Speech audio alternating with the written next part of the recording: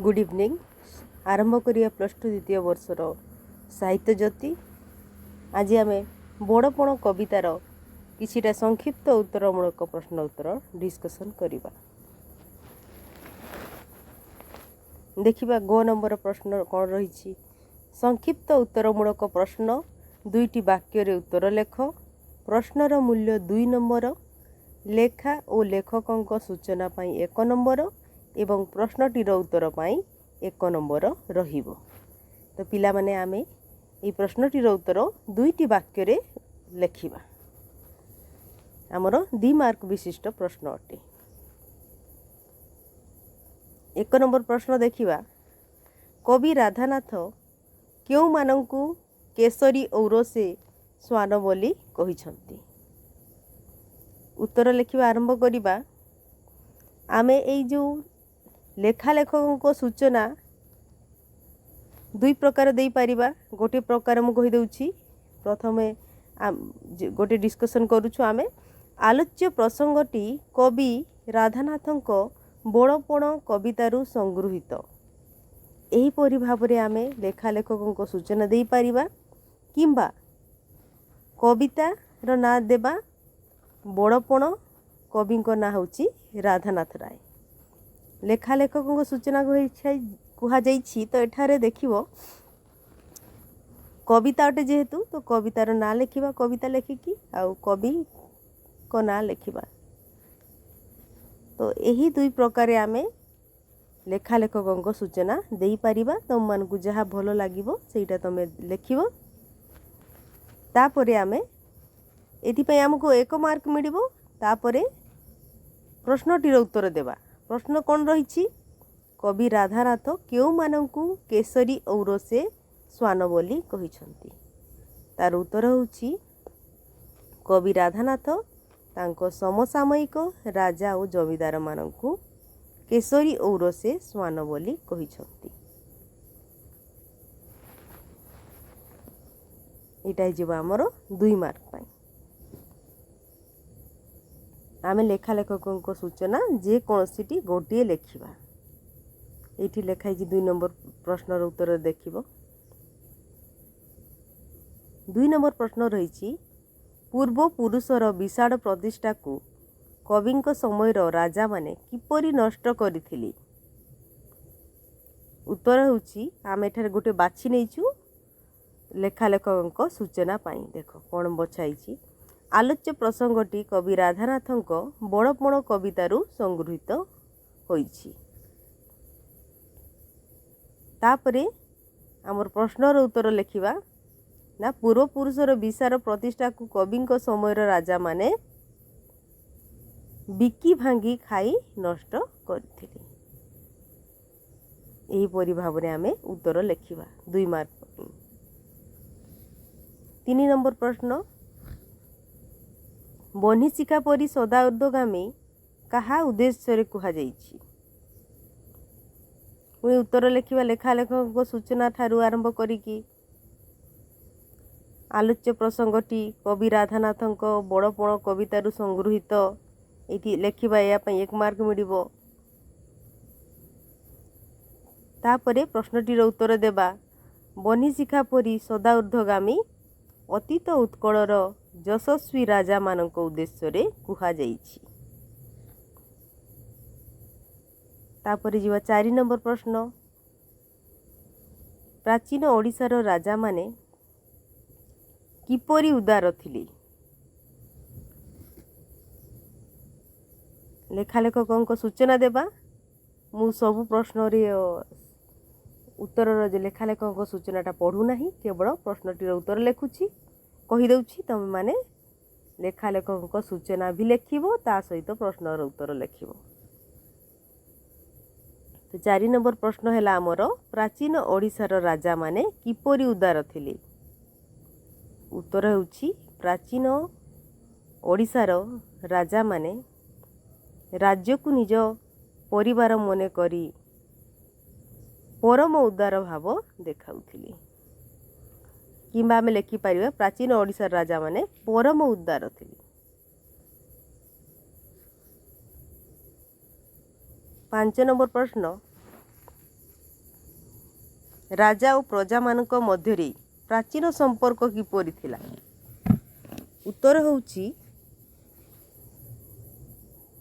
राजा और प्रजांक मध्यरे प्राचीन संपर्क अति उत्तम थिला, जहाकू कि कवि प्राचीन सुधारा बोली कहिछंती कवितारे। तापरे 6 नंबर प्रश्न, कहा कहार संपर्क को बाजो और पारार संपर्क बोली कहा जाइछि?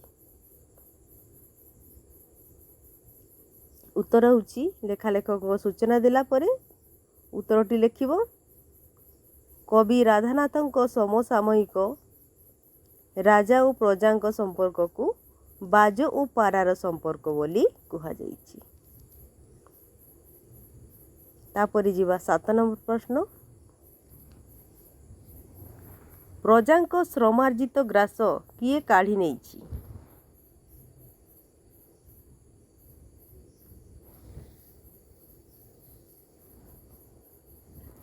आलोच्य प्रसंगटी कवि राधानाथंक बड़पण कवितारू संगृहीत।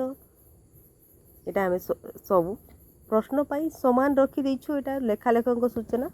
तापरे प्रश्नटीर उत्तर देवा।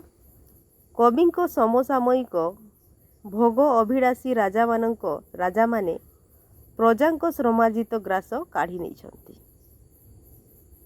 प्रश्न थिला प्रजांक श्रमार्जित ग्रास किए काढ़ी नेइछि?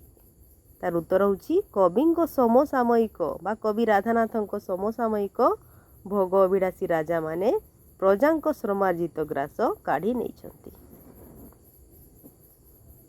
8 नंबर प्रश्न, निर्मम विदेशी नीति कौन?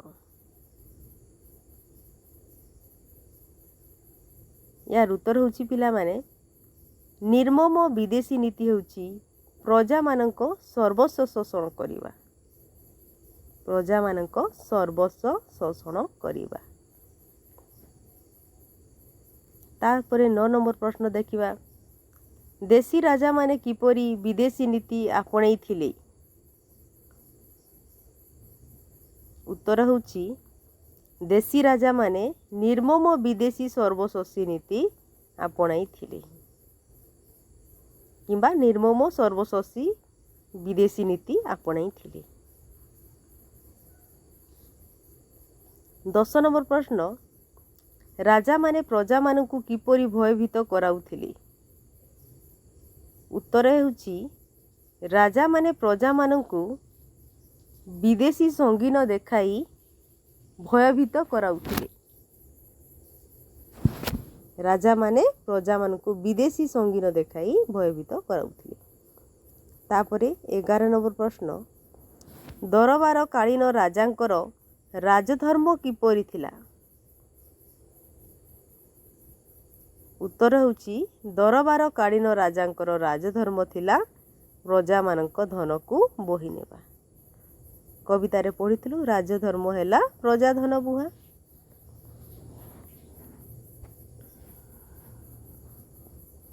12 नंबर प्रश्न, राजा माने विदेशी को किपरि कुकुटांड खुआउथिले? उत्तर होउछि राजा माने दुखी रंक अरक्षित और विधवा मानकु तंडी बा ठकी विदेशी को कुकुटांड खुआउथिले। 13 नंबर प्रश्न, राजा माने कोण पाई टाकी रहिथिले बोली कुहा जाइछि? उत्तर होउछि राजा माने प्रजा मानक उपरे जरिमाना करी सेही धनरे निजर मालखाना पूर्ण करिवा पाई टाकी रहुथिले बोली कुहा जाइछि।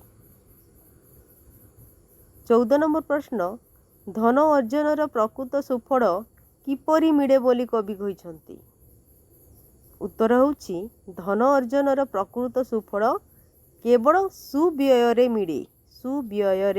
मिले बोली कवि कहिछंती। 15 नंबर प्रश्न, मनीषर मृत्यु परे ता अर्जित धनर की परिणत हुए? उत्तर होउछि मनीषर मृत्यु परे ता अर्जित धन को से सांगरे नहीं कि जाए नहीं, सबु किछि सेमिति पड़ी रहे। 16 नंबर प्रश्न, विश्व विजयी अलेक्जेंडर କାହିଁକି ଅଶ୍ରୁସିକ୍ତ ଗଣ୍ଡ କରିଥିଲେ? ଉତ୍ତର ହେଉଛି ବିଶ୍ୱବିଜୟୀ ଆଲେକଜାଣ୍ଡାର ଜୟ କରିବାକୁ ଆଉ ଧରାଖଣ୍ଡ ନଥିବାରୁ ଅଶ୍ରୁସିକ୍ତ ଗଣ୍ଡ କରିଥିଲେ। 17 ନମ୍ବର ପ୍ରଶ୍ନ, ଆସିଥିଲି ଫେରିଗଲି ଶୂନ୍ୟ ହସ୍ତେ କିଏ କେତେବେଳେ କହିଥିଲେ? ଉତ୍ତର ହେଉଛି ଆସିଥିଲି ଫେରିଗଲି ଶୂନ୍ୟ ହସ୍ତେ ଏହା ଆଲେକଜାଣ୍ଡାର ତାଙ୍କ ମୃତ୍ୟୁ ପୂର୍ବରୁ କହିଥିଲେ। ତାପରେ ଦେଖିବା 18 ନମ୍ବର ପ୍ରଶ୍ନ, ରାଜାମାନେ ପ୍ରଜାଙ୍କ ଠାରୁ ଶୋଷଣ କରି ଆଣୁଥିବା ବିତ୍ତ କିପରି ବ୍ୟୟିତ କରୁଥିଲେ?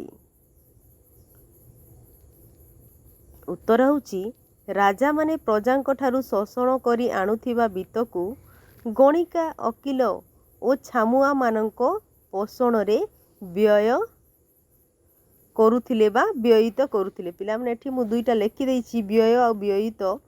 ତମେ ଯେକୌଣସି ଗୋଟିଏ ଲେଖିବ, ବ୍ୟୟକୁ କାଟିଦେବ, ବ୍ୟୟିତ କରୁଥିଲେ ଲେଖିଦେବ।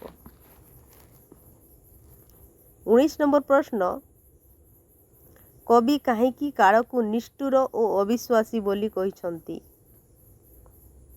ଉତ୍ତର ହେଉଛି କବି କାଳକୁ ନିଷ୍ଠୁର ଓ ଅବିଶ୍ୱାସୀ ବୋଲି କହିଛନ୍ତି କାରଣ ଯେକୌଣସି ସମୟରେ କାଳ ଆସି ହାବଡ଼ି ଯାଇପାରେ। 20 ନମ୍ବର ପ୍ରଶ୍ନ, ମାୟା ବଢ଼ିଲେ କ'ଣ ହୁଏ? ଉତ୍ତର ହେଉଛି ମାୟା ବଢ଼ିଲେ ସଂସାର ବନ୍ଧନ ଦୃଢ଼ ହୋଇଥାଏ। ତାପରେ ଦେଖିବା 21 ନମ୍ବର ପ୍ରଶ୍ନ, ଧର୍ମପଦ କିଏ ଓ କାହିଁକି ଗଢ଼ିଛନ୍ତି? ଉତ୍ତର ହେଉଛି ଧର୍ମପଦକୁ ବିଧି ସଂସାର ବାରିଧିକୁ ତରିବା ପାଇଁ ଗଢ଼ିଛନ୍ତି। 22 ନମ୍ବର ପ୍ରଶ୍ନ, ପ୍ରକୃତ ବଡ଼ପଣ କ'ଣ?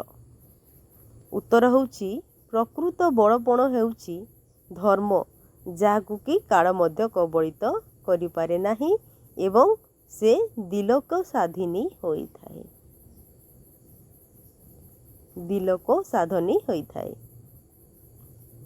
23 ନମ୍ବର ପ୍ରଶ୍ନ, ଉଚ୍ଚ ହୋଇ ଲୋଭ ଉଚ୍ଚତର ଗତି କିଏ କାହାକୁ କହିଛି? ଉତ୍ତର ହେଉଛି ଉଚ୍ଚ ହୋଇ ଲୋଭ ଉଚ୍ଚତର ଗତି ଏକଥା କବି ରାଧାନାଥ ରାୟ ତାଙ୍କ ସମସାମୟିକ ରାଜା ଏବଂ ଜମିଦାରମାନଙ୍କୁ କହିଛନ୍ତି। ତ ପିଲାମାନେ ଆମର 2 ମାର୍କ ବିଶିଷ୍ଟ ପ୍ରଶ୍ନ ଉତ୍ତର ସରିଯାଇଛି। ନେକ୍ସଟ ଭିଡ଼ିଓରେ ପୁଣି ବାକି ପ୍ରଶ୍ନ ଉତ୍ତର ଡିସ୍କସନ୍ କରିବା। Thank you.